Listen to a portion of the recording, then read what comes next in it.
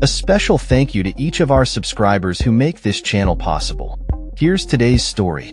In a dramatic turn of events on Capitol Hill, the House of Representatives passed a contentious Republican healthcare package on Wednesday, narrowly clearing the vote at 216 to 211.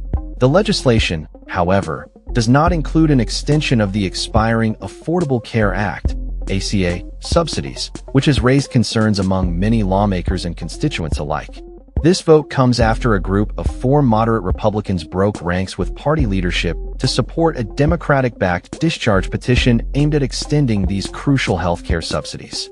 House Speaker Mike Johnson, facing criticism for his leadership style and the GOP's slim majority, firmly denied claims that he had lost control of the House. "We have the smallest majority in U.S. history," Johnson stated, emphasizing the challenges of governing with such a narrow margin.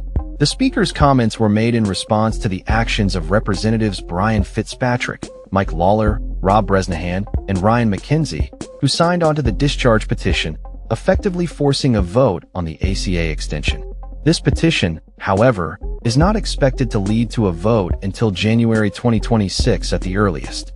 The decision by these moderate Republicans to align with Democrats came after the House Rules Committee blocked amendments to extend the ACA subsidies, a move that has sparked frustration among members of both parties. Johnson has refrained from allowing a direct vote on the ACA extension, which had been a focal point during the recent government shutdown. Amidst the turmoil, Johnson was seen engaging in discussions with moderate Republicans on the House floor, indicating ongoing negotiations about the future of healthcare legislation. Lawler, one of the moderates who signed the petition, expressed his discontent with the lack of action from leadership. "When leadership blocks action entirely, Congress has a responsibility to act," he stated on social media. Fitzpatrick echoed this sentiment, urging leadership to allow the House to operate freely and let the people's voice be heard. Bresnahan, also critical of leadership, stated that doing nothing was not an option and that the current situation necessitated action, even if it meant supporting legislation he did not initially endorse. The GOP's healthcare bill, dubbed the Lower Healthcare Premiums for All Americans Act, aims to reduce premiums by an average of 11% and enhance the quality and accessibility of care. Speaker Johnson touted the bill as a solution to the problems created by the ACA, which he criticized as a flawed system.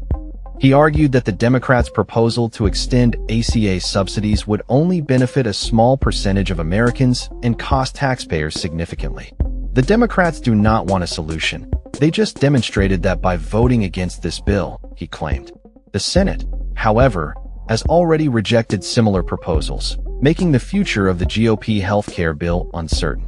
With a government funding deadline approaching and potential for another shutdown looming, the urgency for a resolution is palpable. As Congress prepares to leave for the holiday recess, millions of Americans are left wondering how these legislative battles will impact their healthcare coverage in the coming year.